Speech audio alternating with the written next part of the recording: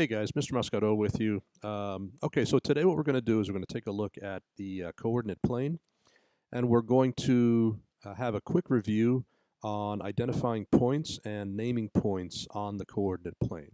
All right, so let me switch my view over, and we'll get started. All right, guys, so as you can see, we have a coordinate plane drawn out. All right, so we have an x-coordinate, which is the horizontal coordinate, right? We have a y-coordinate, which is the vertical coordinate, right up and down. Okay, and then we have a few points scattered around the graph here. Point A, point B, C, and D. All right. So what we're going to do is we're going to quickly review how to identify these points.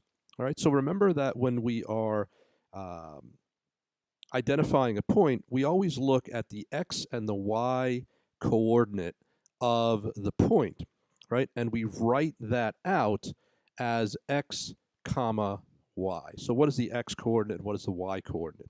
All right. So let's take a look at point A. All right. So basically what we want to do is we want to identify where along the x-axis, all right, the left to right horizontal axis, is point A.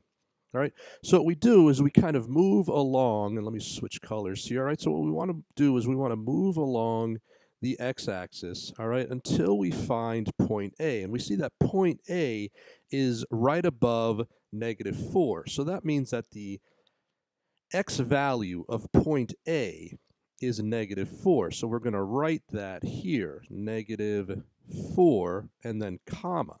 All right. Then the next thing that we're going to do is we're going to move along the y-axis and basically do the exact same thing. All right. So we want to know where along the y-axis is point A. So we move up, all right, point or the y-axis, all right, and we see that A is at +2 along the y-axis. So point A has a coordinate of -4 comma 2. So that's how we describe point A. All right. Now, remember that in the past we have talked about functions and inputs and outputs. All right. Ultimately, what this is describing is when x equals 4, y equals 2. I'm sorry, when x equals -4, y equals +2. Right? That's what we are looking at. All right. So remember that our x, right, is our input, all right, or our domain, right, the numbers that go in to a function, and y, all right, is our output, right, or our range, the numbers that come out of the function. So we know that in our function, all right, so if these points are describing a function, we know that at -4, at x equals -4, y equals +2. All right, so keep that in mind as we move forward. All right, let's take a look at point B. To identify point B, we do the exact same thing, right? Where along the x-axis is point B? Well, we move along the x-axis, all right, and we see that B is right above +3. So x equals +3. All right, and then we move up the y-axis, all right, and we see that that B is across from +6. So the xy value of point B is +3, +6. Okay, we'll do the same thing for point C. All right, so point C, we can see that it is at 4, right? X equals 4. All right, and y equals -3. So the coordinate value for point C is +4 comma -3. And then for D, again, we do the same thing. Where is D along the x-axis? Well, the x-axis here describes D, right, being at -5 along the x-axis, and, right, at -4 along the y-axis. So D has a coordinate value of -5, -4. Okay? All right, so another thing that we want to keep in mind then is what happens if x is 0 or if y is 0, all right? And this is what we're going to be talking about in the next video, but very quickly, all right? Let's plot a point up here. We'll call it point E. Okay, so what is the value of point E? All right, well, the value of point E, because it is right on the y-axis, all right, the x value is 0. Okay, so at E, right, we have 0, comma, and then how far up the y-axis is it?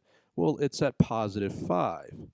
All right, so any point that is on the y-axis, the x value has to be 0, all right? Point F down here, what's the value of point F? What's the coordinate identification of point F? All right, well, the x value, right, is 0, all right? And the y value is -7. All right, so we describe point F as 0, comma, -7. The same thing holds true for any point that we find on the x-axis. If the point is on the x-axis, all right, then that means that the y value of that point is 0. All right, so here we have point G, right? The x value of point G, as we move along the x-axis, we see that the x value of G is a +5. All right, well, what's the y value? The y value is 0, right? So we're right on the x-axis. That means that the y value is 0. All right, so point G, the coordinate value of point G is 5, 0. So where x equals 5, right, y equals 0. All right, same thing over here. Let's put one more point over here. All right, and we'll call it H. What's the value of point H, right? Well, H is at -2, right, on the x-axis.